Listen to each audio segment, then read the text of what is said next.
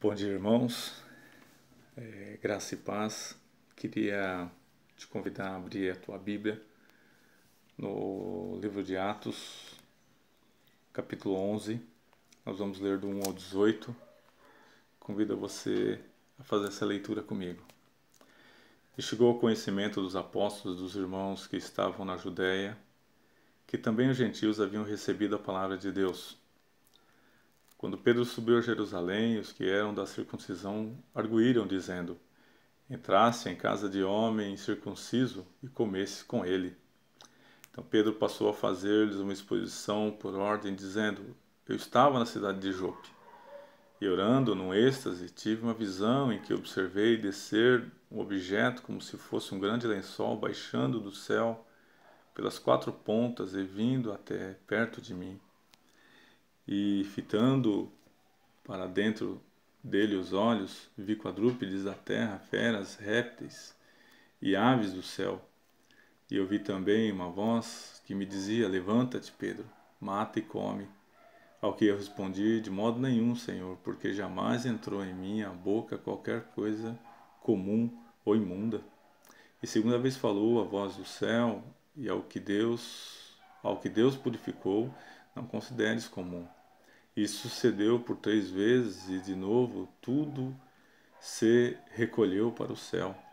E eis que na mesma hora pararam junto da casa em que estavam os 3 homens enviados de Cesareia para que fôssemos com eles.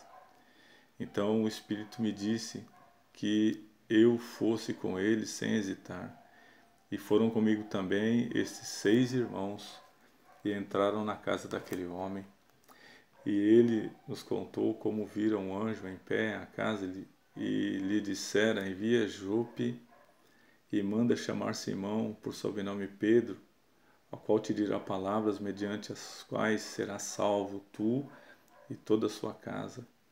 E quando, porém, comecei a falar, caiu o Espírito Santo sobre ele, como também sobre nós no princípio. Então me lembrei da palavra do Senhor quando disse a João, João, na verdade, batizou com água, mas vós sereis batizados com o Espírito Santo, pois se Deus lhe concedeu o mesmo dom que a nós outorgou quando cremos no Senhor Jesus, quando era eu para que quem era eu para que pudesse resistir a Deus? E ouvindo ele essas coisas, apaziguaram e glorificavam a Deus, dizendo: logo também os gentios foi por Deus concedido o arrependimento para a vida. Vamos orar. Senhor, obrigado por essa manhã, te louvamos o nome. Que o Senhor nos guie, Senhor, no exame dessa palavra. Que seu Espírito fale ao nosso coração nessa manhã. Em nome de Jesus. Amém. Irmãos, nós estamos diante de um texto que ele fala sobre a forma com que o Espírito Santo está agindo na igreja agora, tornando essa igreja agora uma igreja, como eu já disse na outra aula, católica, na essência da palavra, né? Ou seja, tornando essa igreja universal, né? Tornando essa igreja para todos os povos, tornando essa igreja luz para todos os povos, tornando essa igreja um cumprimento da promessa que Deus faz para Abraão, que na sua semente serão benditas todas as famílias da terra. Então, o que a gente vê agora é que o Espírito ele está empenhado em cumprir essa palavra, em tornar a igreja ou em tornar o Evangelho conhecido por todas as nações através da igreja. E ele usa um método muito interessante, né? Ele está usando, num primeiro momento, a gente vê que a própria perseguição é uma forma que o Espírito usa para que esse evangelho possa a se espalhar. É o caso de Pedro aqui, né? Pedro, ele no capítulo 8, após a morte de Estevão, e 9, né, que a gente vê a conversão de Paulo. Aliás, Paulo está indo, né, em busca de cristãos para prender, né, enfim, Mas então a gente vê que logo depois da morte de Estevão houve uma grande perseguição na igreja. E essa perseguição faz com que os cristãos de Jerusalém eles se dispersem, né? E o fato de Pedro estar em Jope e depois na Cesareia e agora ele está em Jerusalém denota isso, né? Pedro agora a gente vive um momento de mais paz na igreja. Pedro resolve então ir atrás desses cristãos, né? Os cristãos que foram dispersos pela perseguição, né? Os judeus que moravam em Jerusalém e eles se converteram ao evangelho, eles foram dispersos e Pedro agora vai atrás dessas pessoas para visitá-las, para ver como estão, né? E é muito interessante que Pedro, e é emblemático isso no texto, que Pedro ele tem uma parada em Jope. E Jope a gente sabe que o que aconteceu em Jope. Jope aconteceu um fato emblemático na Bíblia. É o momento em que Jonas ele é mandado por Deus a pregar o evangelho a um povo pagão, aos ninivitas, e Jonas vai a Jope para pegar um navio até Nínive. Mas ele não vai até Nínive no primeiro momento, ele vai para Tarsis, né? E é engraçado, né, e é emblemático isso, porque ao invés de Pedro assumir uma postura, por exemplo, como de Jonas, não, ele cumpre a missão pela qual ele foi empenhado, né, por a qual ele foi ordenado por Deus. Então é engraçado, né, esse dado histórico aqui, né? Então Pedro está fazendo aquilo que Jonas não fez. Muito bem, irmãos. Então o texto demonstra que depois daquela viagem de visita a esses cristãos que foram dispersos, Pedro ele volta para Jerusalém. O verso 2 nos deixa muito claro. Pedro está de volta, da Judéia ele sobe para Jerusalém. Chegando em Jerusalém, ele é questionado, né?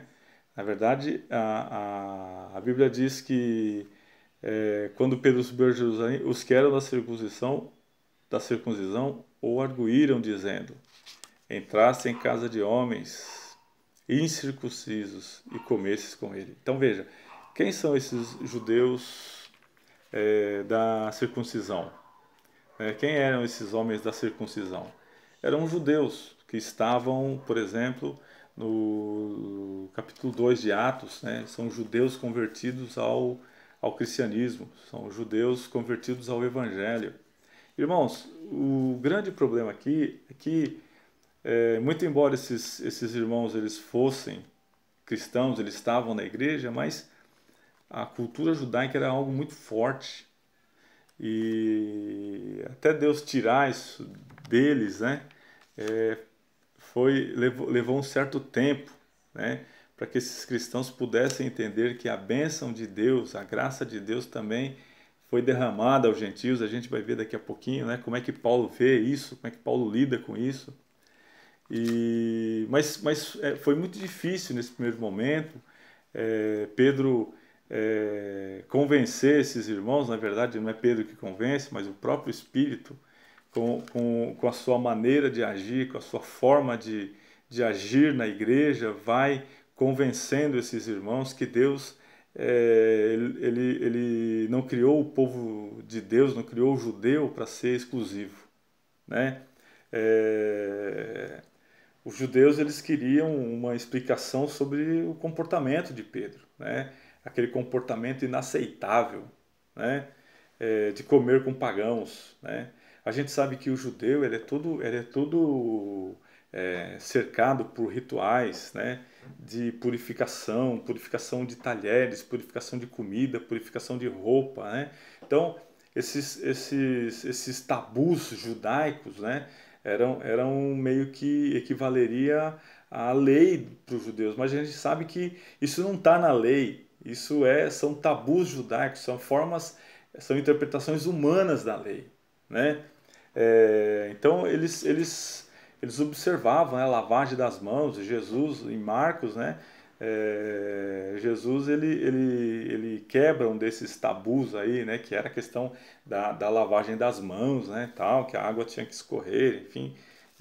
Os irmãos, eu já falei sobre algumas coisas sobre isso, né?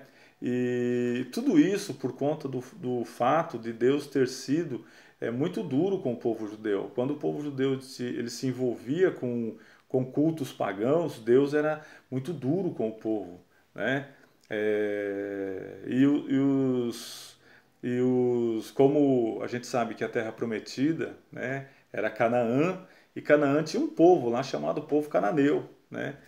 E o povo cananeu era um povo idólatra. E muitas vezes o povo de Israel ele se tornava idólatra como o povo cananeu. Aliás, o que faz a separação entre judeus e samaritanos é exatamente esse fato. Os samaritanos eles se envolveram com outros povos, eles se casaram com outros povos. Então, o judeu tinha os samaritanos como um povo impuro, porque eles se misturavam com outros povos, eles eram idólatras também, né? Assim dizia o povo de Israel. Por isso que não tinha essa conexão do judeu com o samaritano. Muito embora o samaritano era judeu, mas ele era como se fosse um judeu de segunda linha. E a gente vê o próprio Jesus indo atrás da mulher samaritana, né? Jesus estava foi a Samaria, né? Então, obviamente, Jesus entendia todas essas coisas, né? Então, o medo de se envolver com o paganismo fez com que o judeu ele pudesse se achar como um povo exclusivo, né? Nós somos os detentores da fé monoteísta, nós só cremos em um Deus, nós cremos no Deus Yahvé. Mas, ao mesmo tempo que isso é bom, mas a compreensão do povo passa a ter um certo desvio. Por quê? Porque ao se dizer que era um povo exclusivo de Deus, esse povo também criava um distanciamento. Mas o que o Antigo Testamento diz a respeito desse distanciamento que o judeu tem dos outros povos? Irmãos, não existe essa ideia no Antigo Testamento. Existia sim a ideia de que o povo deveria se manter puro, santo, como Deus é santo. Mas não existia a ideia de que o povo não poderia estar no meio de outros povos. Muito pelo contrário. Nós temos uma declaração de Isaías 60, que eu gosto demais, que diz da seguinte forma.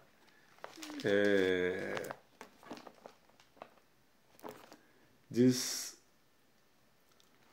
Isaías 60, a partir do verso 3, diz assim: As nações se encaminharão para a tua luz, e os reis para o resplendor que te nasceu.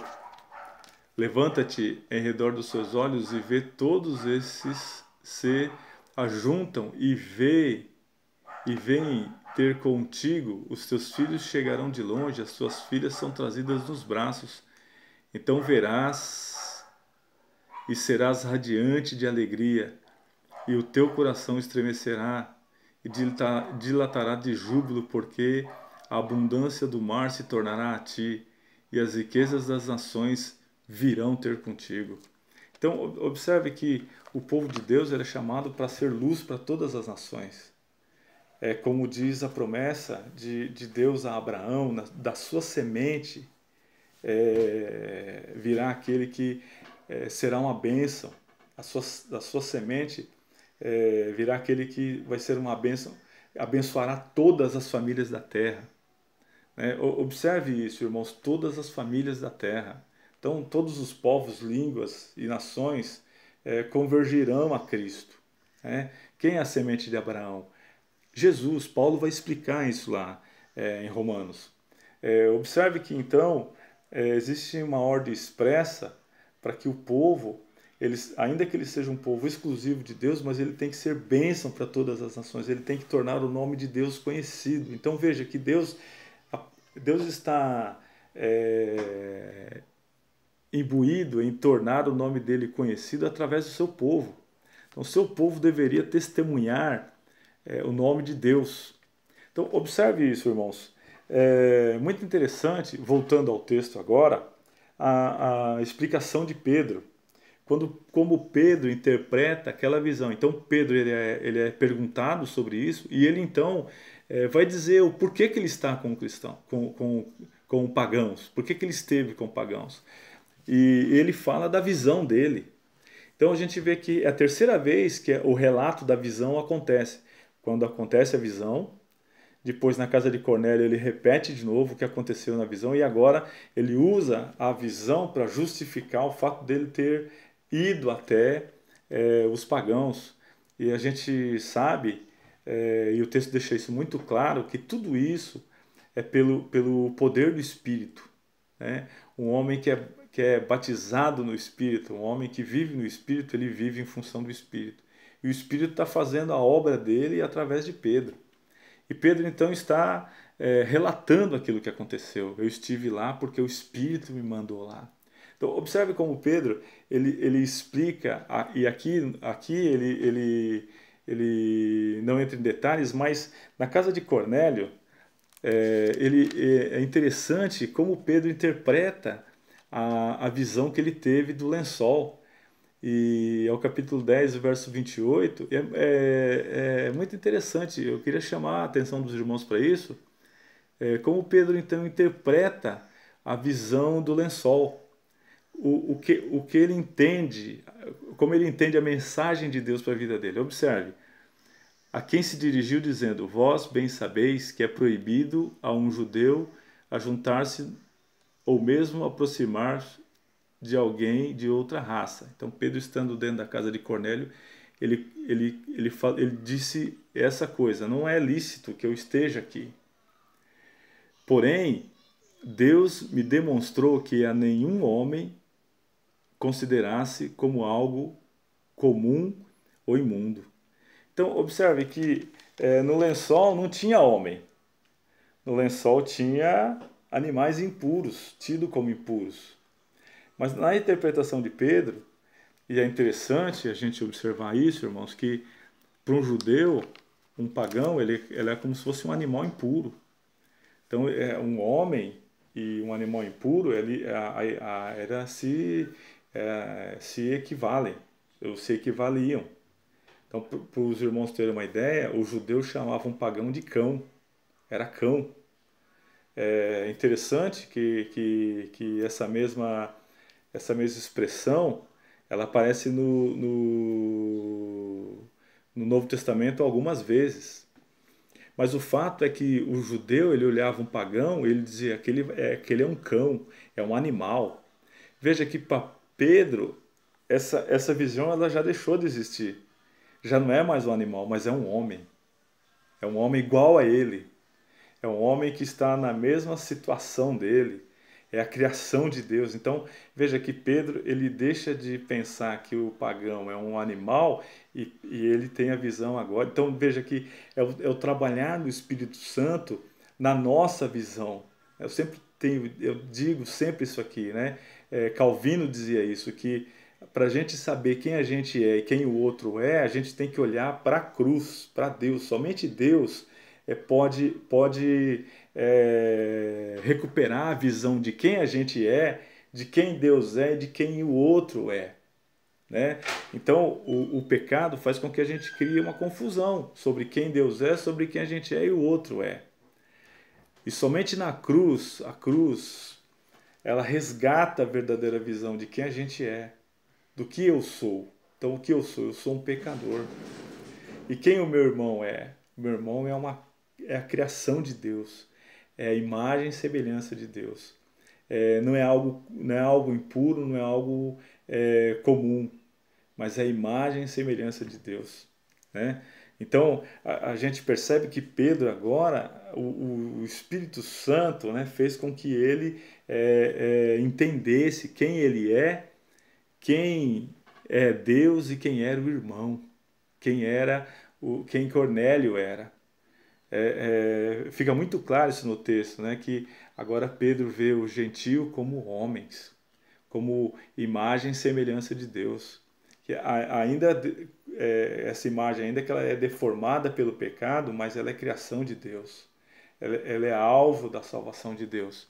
Então, observe que como Pedro, ele então resgata essa ideia do homem. Então, veja que Pedro, ele então se vê no meio da missão dos gentios. Observe, irmãos, que é importante que Pedro esteja lá, porque Pedro é um grande líder da igreja. Pedro é uma grande autoridade da igreja. Pedro é a principal autoridade da igreja, ele está lá, vendo o que o Espírito está fazendo, vendo que o Espírito está cumprindo a palavra dada a Abraão, que da tua semente serão benditas todas as famílias da terra. O que o Espírito está fazendo aqui é tornando o Evangelho luz para todas as nações. E Pedro então está indo atrás de um pagão, de um homem que era visto como até um tempo atrás como um cão. Mas agora ele não é mais um animal, ele não é mais um cão, ele é agora a imagem e semelhança de Deus resgatada pelo Espírito. Um homem que é feito agora, não um homem comum, mas um irmão em Cristo. Alguém que Cristo morreu por ele, alguém que Cristo derramou o seu sangue por ele. E Pedro então vai ao resgate dessa criatura, da criação de Deus. Então é importante a gente observar, irmãos, que às vezes nós nos privamos de alguns lugares, né? Nós às vezes deixamos de estar em muitos lugares por achar que ali não é um bom lugar, não é um lugar que possa dignificar. Mas o fato é que o Evangelho é para todos os povos, raças, línguas e nações. Aonde quer que existam, que tem gente, deve ter a pregação do Evangelho. É um desafio para nós, como Igreja de Jesus, estar em lugares que para um judeu seria impensável. Mas veja o que o Espírito está dizendo. Não torne comum aquilo que Deus santificou. Não torne comum aquilo que Deus santificou. Eu já disse em outras aulas que quando a gente pensa em estar indo, né, quando a gente chega num lugar para poder evangelizar, para falar de Jesus, irmãos, Deus já está ali, salvando e preparando o coração. Deus já estava se manifestando ali para aquelas pessoas. Deus já estava preparando os ouvidos para ouvir a palavra. Então Deus já estava ali, Deus já está nos lugares que a gente menos imagina. Deus já está preparando os ouvidos e os corações para receber a palavra do Evangelho. Eu queria ler com você, eu gosto muito de Isaías, o profeta Isaías. Para mim, eu acho que de tantas as vezes que Jesus citou Isaías, eu acho que era o profeta preferido de Jesus, e eu também gosto muito desse texto. Isaías 25, o verso 7, diz assim: destruirá neste monte a coberta que envolve todos os povos e o véu que está posto sobre todas as nações.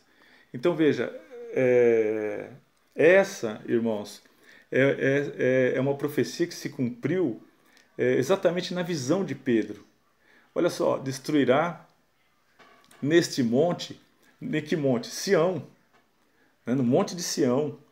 E exatamente onde Pedro está, próximo do monte de Sião, destruirá neste monte a coberta que envolve todos os povos e o véu que está posto sobre todas as nações. Então veja, esse texto ele remete ao lençol de Pedro. Então o que é? Os comentaristas dizem o seguinte, que essa coberta, essa coberta que envolve todos os povos, ela vai ser o quê? Destruída. E o véu posto envolve todos os povos e o véu que está posto sobre todas as nações. Então veja que Isaías está falando aqui exatamente dessa barreira que foi derrubada. Então a gente vê que coberta no texto de Isaías tem a ver com o lençol que Pedro vê. Os comentaristas vão fazer essa relação. E o texto de Isaías diz que essa coberta, esse lençol, ele será destruído. E o véu que existe, que separa uma nação e outra, será destruído também. Então, veja que já não existe mais separação entre povo de Deus e pagãos, né? Obviamente, observando que o povo de Deus, a santidade do povo de Deus deve servir de testemunho aos pagãos, né? Eu já falei na outra aula, por isso que a santidade foi dada ao povo, foi concedida a santidade ao povo de Deus, para que a santidade pudesse servir de testemunho, né? Para que outras pessoas pudessem conhecer o Deus único, santo e verdadeiro. Né? Então os comentaristas vão fazer esse tipo de relação, né? entre o Isaías 25, verso 7 e o texto que a gente acabou de ler, que é o capítulo 11 de Atos. Então veja que em Abraão existe o quê? O que Deus faz? Deus faz então a universalidade do Evangelho, a universalidade da igreja, a universalidade do povo de Deus. Então, o que é essa universalidade, né? Ou essa catolicidade, que é a mesma coisa, irmãos. Universalidade e catolicidade é a mesma coisa, né? Então, veja que em Abraão serão benditas todas as famílias da terra. Em Abraão, foi dada a promessa dessa catolicidade, dessa universalidade. E a gente vê que agora essa catolicidade, essa universalidade, ela está começando a se cumprir. Ela tá começando a se tornar uma realidade pelo poder do Espírito Santo, porque agora os pagãos começam a se converter. Então, é engraçado que o próprio nome Abraão é pai de povos, pai de muitos povos, né? Então, na semente de Abraão, Deus está fazendo o quê? Ele está expandindo a bênção para todas as nações, né? Então, veja que, de novo, né? Vamos voltar lá em Isaías, vamos ver o que diz Isaías 49, o verso de 5 a 7. 49, versos 5 a 7. Observe o que Deus fala com relação a esse tema que a gente está desenvolvendo aqui. 49, de 5 a 7. Diz assim: Mas agora diz o Senhor, que me formou desde o ventre para ser seu servo, para que torne a trazer a Jacó e para reunir Israel a ele, porque eu sou glorificado perante o Senhor, e meu Deus é a minha força. Sim, diz ele, pouco é seres meu servo, para restaurares as tribos de Jacó, e tornares a trazer os remanescentes de Israel. Também te dei como luz para os gentios, para serdes minha salvação, até a extremidade da terra. Irmãos, não há dúvida que Isaías está falando de quem? Do servo do Senhor. Está falando de Jesus. E o texto, finalzinho aqui do verso 7, diz assim: Assim diz o Senhor, o Redentor, o Santo de Israel, ao que é desprezado, ao aborrecido das nações, aos servos dos tiranos, os reis verão, os príncipes se levantarão, e eles te adorarão por amor do Senhor, que é fiel, e do Santo de Israel, que te escolheu. Então, observe que em todo momento a gente vê no Antigo Testamento essa nota de que chegaria um dia em que Deus reuniria todos os povos e nações em torno dele, em que Deus converteria povos e nações ao redor dele.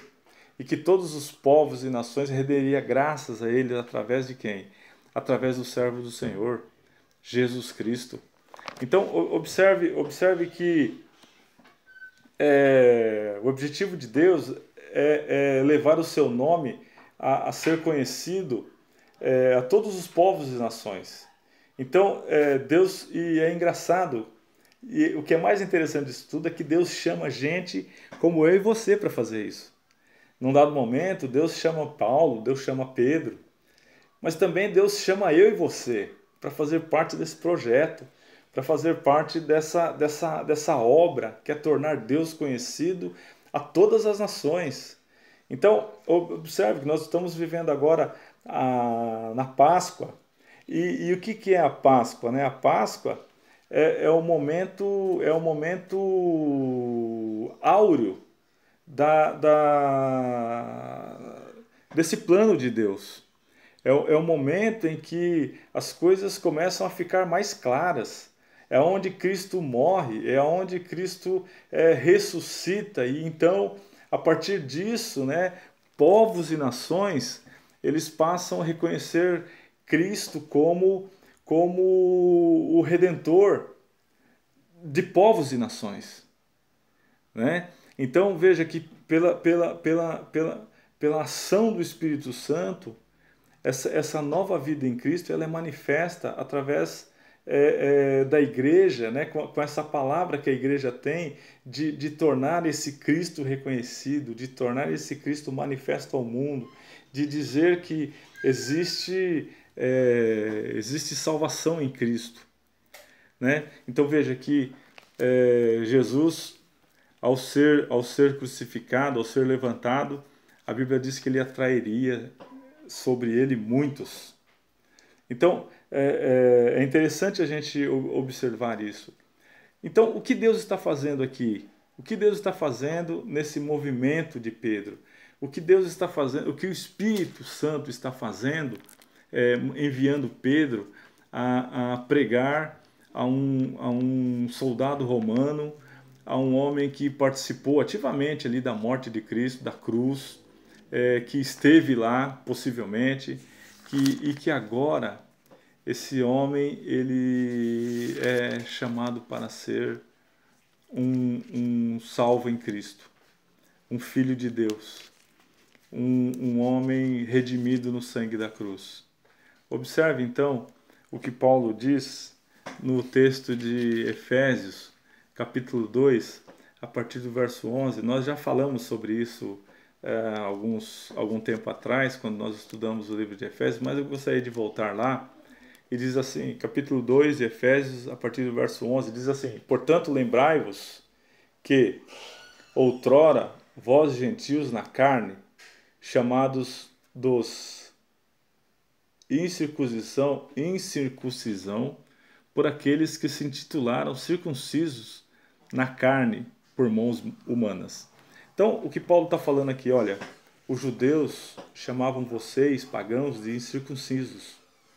Mas os judeus, eles eram circuncidados, mas na carne. E eles se arrogavam disso e diziam, vocês são incircuncisos. Observe isso. Verso 12, capítulo 2.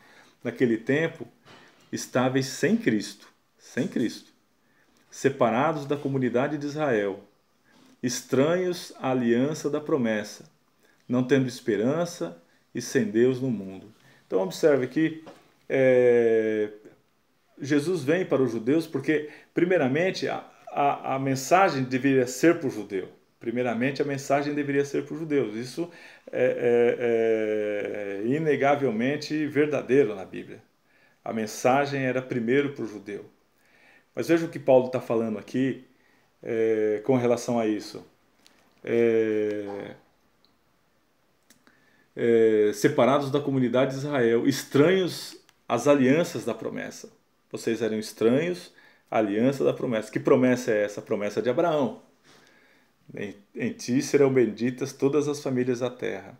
Observe isso. Mas agora, gente, isso aqui é para ler de joelhos isso aqui. Mas agora em Cristo Jesus, vós que antes estáveis longe, fostes aproximados pelo sangue de Cristo, porque Ele é a nossa paz, a qual de ambos fez um. Então veja, como Paulo ele trata essa questão da separação. Ele fez paz, porque Ele é a nossa paz, ao qual de ambos fez um. O que Paulo está querendo dizer aqui? Que ele pegou judeu e gentil e fez um povo só. É isso que Paulo está falando. E não só isso, irmãos, porque somente o Evangelho pode reunir no mesmo lugar judeus e cristãos. Somente o Evangelho pode juntar Caim e Abel. Somente o Evangelho pode instituir uma amizade naquilo, reconciliar o irreconciliável. É só o Evangelho. É só o Evangelho pode estabelecer a paz no meio dos povos.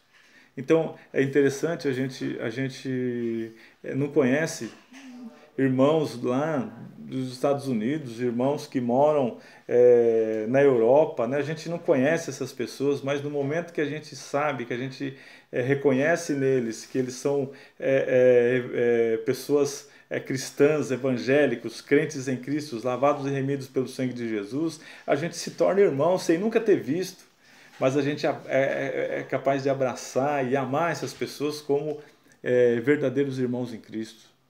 Então, observe o que o Evangelho faz. Só o Evangelho pode criar ou estabelecer essa paz no nosso meio. Eu fico pensando, né? Às vezes a gente ouve muito, né, irmãos de dentro da igreja dizendo que eu não gosto de fulano, eu não tolero ciclano, eu não gosto de fulano. Irmãos, não é esse o Evangelho que Jesus ensinou. Muito pelo contrário. Jesus ele estabeleceu a paz, e essa paz faz com que inimigos se abracem, inimigos se esqueçam da sua rivalidade, porque o pecado nos faz pessoas intimistas, pessoas egoístas no nosso próprio canto, pessoas distantes, longe, pessoas que não toleram uma a outra. Mas o Evangelho de Jesus, ele é capaz de reconciliar o irreconciliável, de estabelecer paz onde não existe paz, de estabelecer o amor cristão, a comunhão cristã em meio de lugares onde não existe comunhão. Então veja que Paulo diz que ele é a nossa paz, ao qual de ambos fez um, tendo derrubado a parede de separação que estava no meio da inimizade. É engraçado que dentro do templo de Jerusalém existiam muros de separação entre pagãos, né, entre os pagãos que se convertiam, né, chamados de prosélitos. Eles se convertiam ao culto judaico, mas eles não podiam ficar junto. Então, um pagão poderia até entrar no templo, mas ele não se misturava. Existia uma separação entre as pessoas ali, né? Tinha um muro de separação. E Paulo, é possível que Paulo esteja fazendo referência a esse muro dentro do templo, quando ele diz que esse muro já não existe mais, já não existe a parede de separação que estava no meio de inimizade, foi derrubado, e aboliu na sua carne a lei dos mandamentos na forma de ordenanças. É importante a gente observar esse texto aqui. Ele aboliu na sua carne a lei dos mandamentos na forma de ordenanças. Não que Cristo tenha derrubado ou quebrado a lei, não é nada disso. É importante a gente observar esse aspecto de forma e ordenança. Então, o que é forma? O que é, na verdade, ordenança? Ordenança é dogma. O que é dogma? No texto, Paulo fala isso, né? Então, o termo ordenança aqui, ele é como se fosse, ele é interpretado, né, do grego para nós aqui, como interpretação humana, opinião humana. Então, como que a gente lê esse texto a partir da interpretação grega aqui para nós, que ele aboliu da sua carne, da lei dos mandamentos, aquilo que era o quê? Opinião humana. Aquilo que era opinião humana. Por exemplo, você criar um muro é opinião humana, era um dogma, era uma interpretação humana da lei, né, que nunca disse para que isso pudesse acontecer. Muito pelo contrário, o templo de Salomão, a palavra diz que aquele templo era para ser conhecido como casa de oração de todos os povos, sem separação. Mas os dogmas, a nossa forma de interpretar, a forma de interpretação humana, judaica, fez com que colocassem muros ali que pudessem separar judeus e não judeus, judeus e pagãos, judeus e gentios. Mas a gente observa que Paulo diz, olha, Cristo derrubou tudo isso. Cristo, sendo a nossa paz, ele estabeleceu paz, ele derrubou todos os muros. E pelo seu sangue, ele aboliu na sua carne a lei dos mandamentos na forma de ordenança. Ou seja, ele reestabeleceu aquilo que a lei e a ordenança verdadeiramente fala, né? Porque ele tirou a opinião humana, a interpretação humana daquilo que a lei era, né? E reconciliar-se e aboliu na sua carne em si mesmo, fazendo um novo homem, fazendo a paz, e reconciliar-se ambos em um só corpo com Deus por intermédio da cruz, destruindo por ela a inimizade. Então, observe o que o Espírito está fazendo nesse texto. É exatamente isso que Paulo está falando, que ele está então estabelecendo a paz entre os povos. Ele está então fazendo de gentios e judeus um só povo, para que todos os povos, para que todas as famílias da terra sejam abençoadas. Então veja que o que o Espírito está fazendo aqui é nada mais, nada menos do que cumprindo a promessa feita a Abraão. Então, voltando ao nosso texto,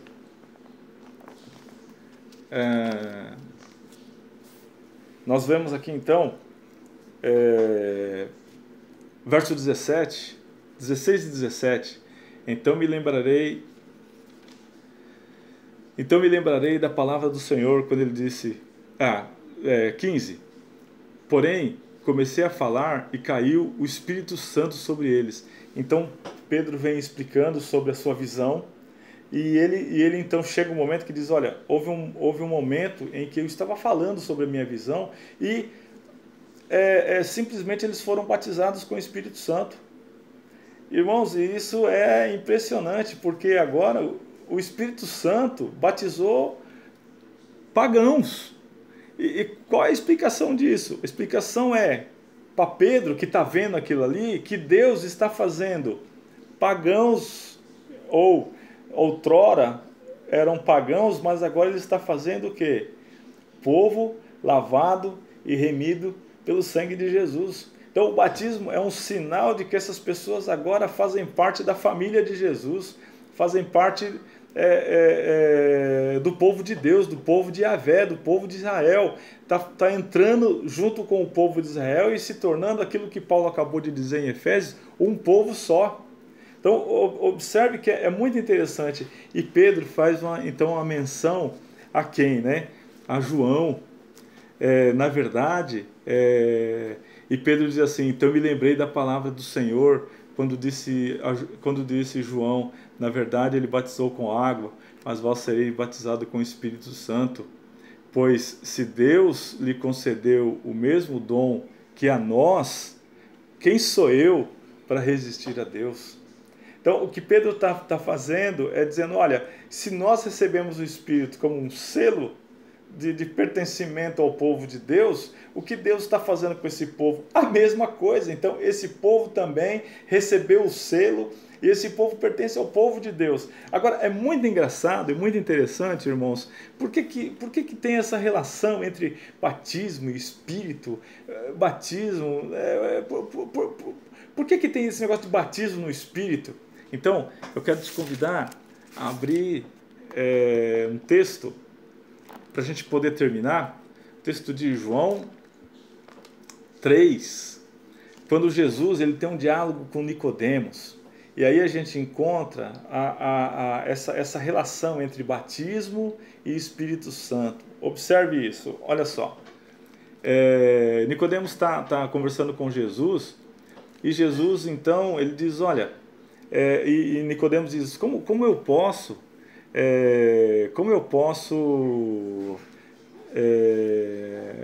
em verdade vos digo, Jesus diz a Nicodemos, em verdade vos digo, se alguém não nascer de novo, não pode ver o reino. Se alguém não nascer de novo, não pode ver o reino. Nicodemos pergunta, olha, mas como é que pode alguém nascer de novo? Né? A cabeça de Nicodemos ele vai, né, para questões lógicas, né? E não é esse o caso aqui, mas Jesus ele então explica para Nicodemos, respondeu Jesus, em verdade vos digo que não nascer da água e do Espírito não pode entrar no reino de Deus. É da água e do Espírito. O que é nascido de carne é carne, o que é nascido do Espírito é Espírito. Então, qual é a relação que existe entre o Espírito Santo e o batismo? Irmãos, aí a gente tem que entender e a gente tem que ser fiel ao texto. O que é batismo? Batismo é mergulho. É mergulho. Né? Nós presbiterianos não concordamos muito com isso, mas observe que não tem outro caminho. Batismo é mergulho. É imersão. É afundar. Então, o que é batismo no Espírito? É você afundar, é você mergulhar no Espírito. É você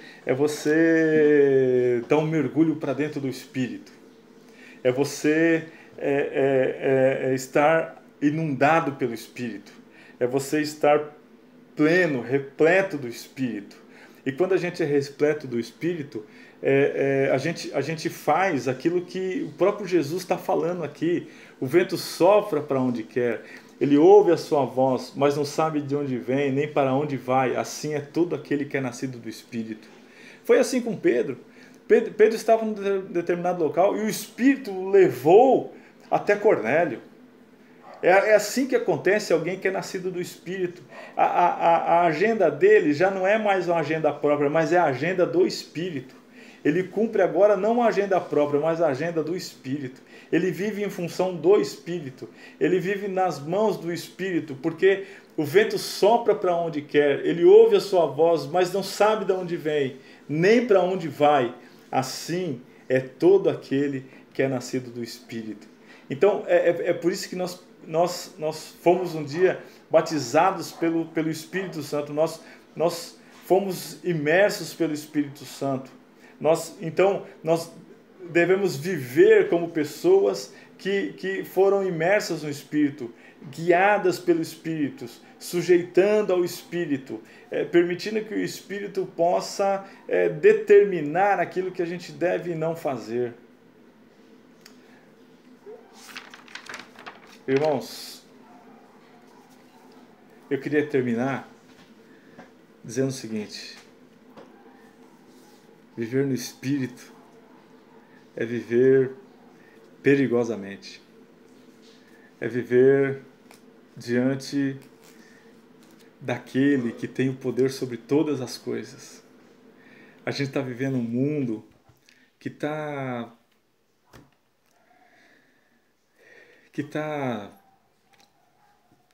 se desfazendo.